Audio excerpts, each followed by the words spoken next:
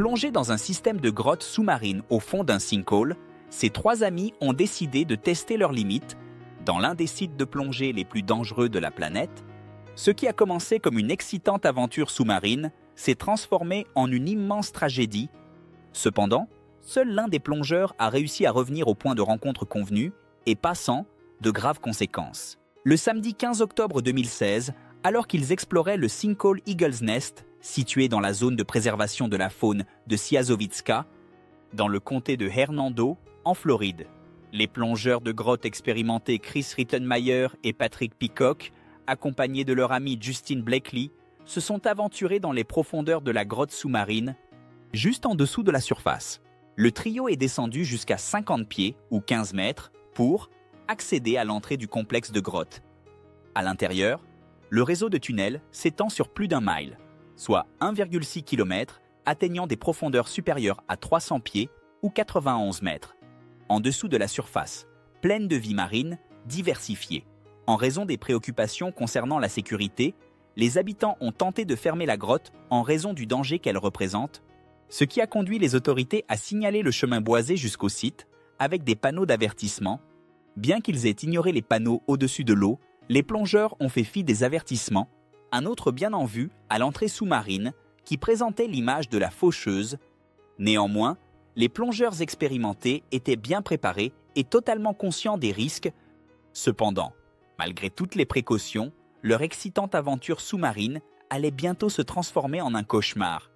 Un jour avant, Rittenmeyer et Peacock avaient déjà visité le site pour prendre des mesures de sécurité en plaçant plusieurs bouteilles de plongée réserve, connues sous le nom de bouteilles de secours, le long des parois du tunnel de la grotte. Ces bouteilles ont été placées à 20 pieds, 70 pieds et 120 pieds de profondeur, mais pas plus profond que cela.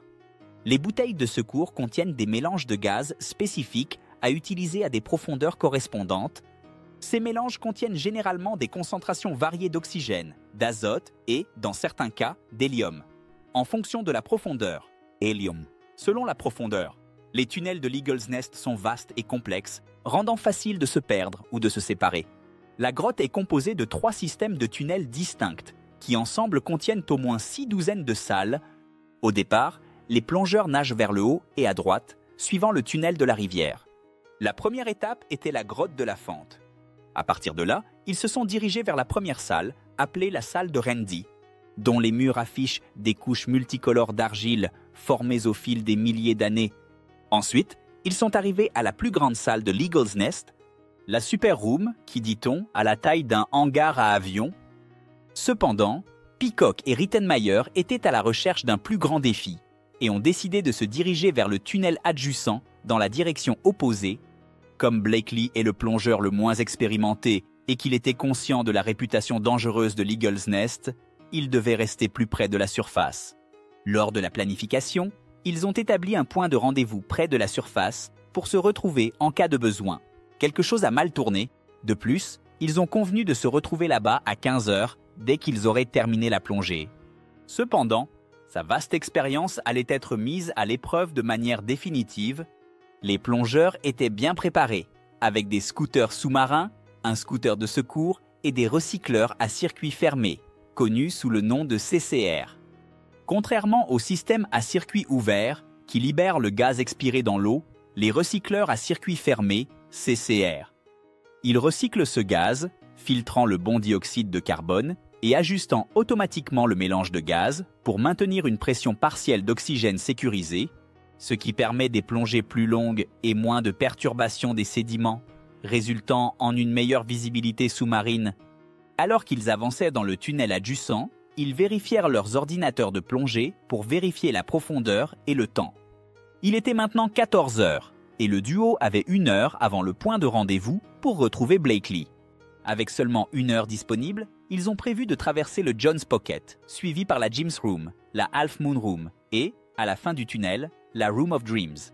Cependant, avant de continuer, ils devaient passer par l'une des sections les plus étroites et profondes du système, un passage qui atteint 310 pieds, soit 94 mètres de profondeur, appelé Pit. C'est l'histoire, c'est l'une des zones les plus profondes de n'importe quelle grotte sous-marine aux États-Unis. La faible visibilité et le grand nombre de chemins rendent cette section encore plus complexe. Rittenmeyer et Peacock sont arrivés au passage étroit 43 minutes après être entrés dans l'eau. En commençant à se faufiler dans l'endroit, ils étaient à une profondeur d'environ 260 pieds, 79 mètres. Cependant, 3 minutes plus tard, ne parvenant pas à avancer, ils se sont retournés et sont sortis à nouveau. Rittenmeyer et Peacock ont passé 6 minutes à flotter à l'extérieur de l'entrée, apparemment en train d'évaluer leur prochaine étape. Ensuite, ils décidèrent d'essayer à nouveau et entrèrent dans le passage une deuxième fois. Cette fois, l'un des plongeurs a réussi à passer avec succès, l'autre, que ce soit Rittenmeyer ou Peacock, a échoué à nouveau. Mais celui qui a réussi à avancer est maintenant revenu dans le passage, dans l'autre direction. À la recherche du plongeur qui était resté en arrière, soudain, quelque chose a mal tourné. Peacock a commencé à retirer rapidement son équipement de plongée, tandis que Rittenmeyer a perdu sa lampe. Obscurité, Rittenmeyer n'a pas pu activer. Lumière, Peacock manquait. Équipement, utilisant masque, combinaison, palme, 61 mine à plongeur, à l'essai recycleur. Utilisant seulement son masque, sa combinaison et ses palmes.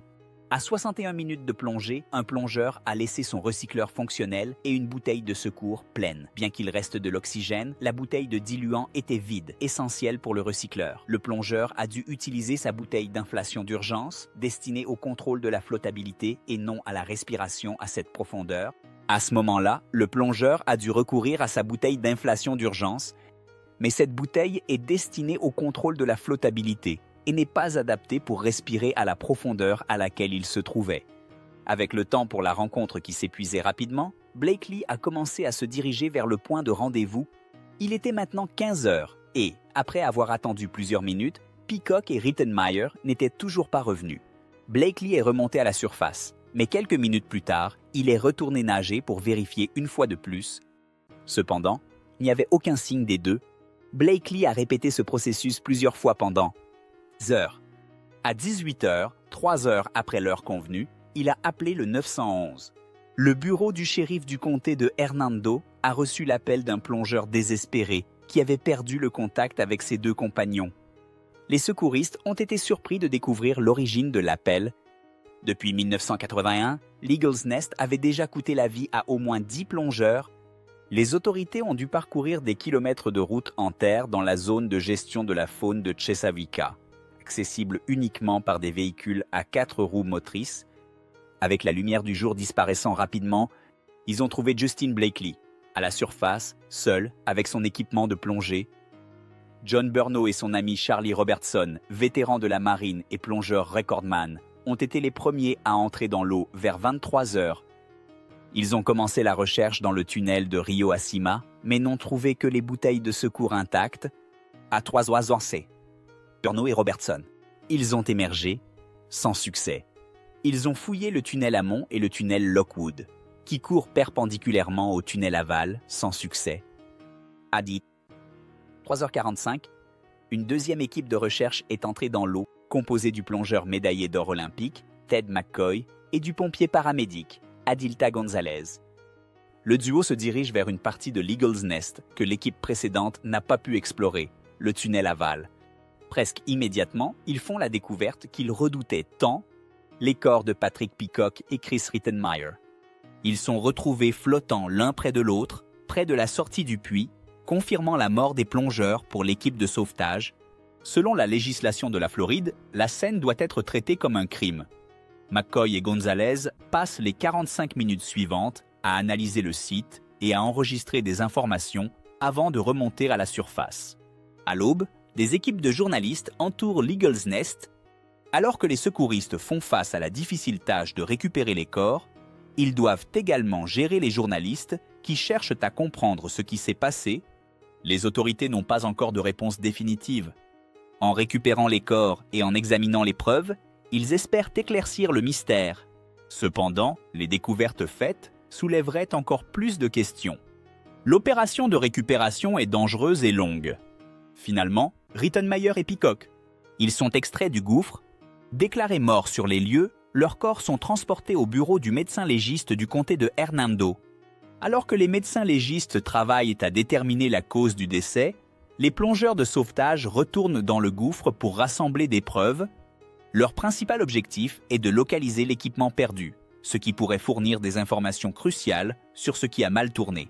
À chaque descente dans le puits, les plongeurs de sauvetage font face au même danger qui a tué Patrick Peacock et Chris Rittenmeyer. Cependant, malgré les risques, ils parviennent à récupérer tout l'équipement, abandonné par les deux plongeurs, la plupart étant éparpillés sur le sol du puits. Des experts comme John Bernal et Ted McCoy inspectent anxieusement l'équipement, prêts à identifier d'éventuels problèmes.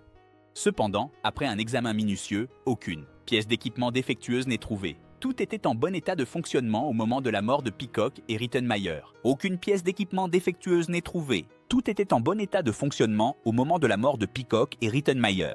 Il est remarquable que le consensus des experts suggère même que le duo était exceptionnellement bien préparé pour l'Eagle's Nest.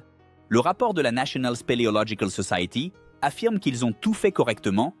À la recherche de réponses, ils se tournent vers l'instructeur de plongée, Ken Sallet, qui a analysé les données de l'ordinateur de plongée.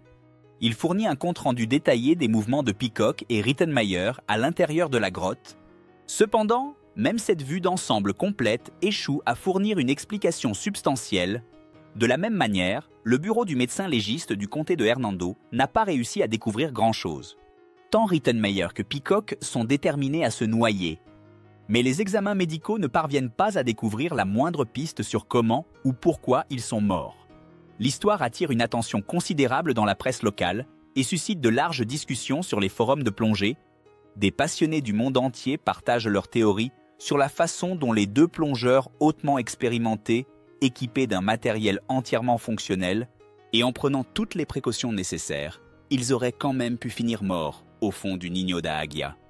Le débat peut persister pendant des années. Dans ses rapports d'accident de 2016, la National Speleological Society liste officiellement la cause comme inconnue.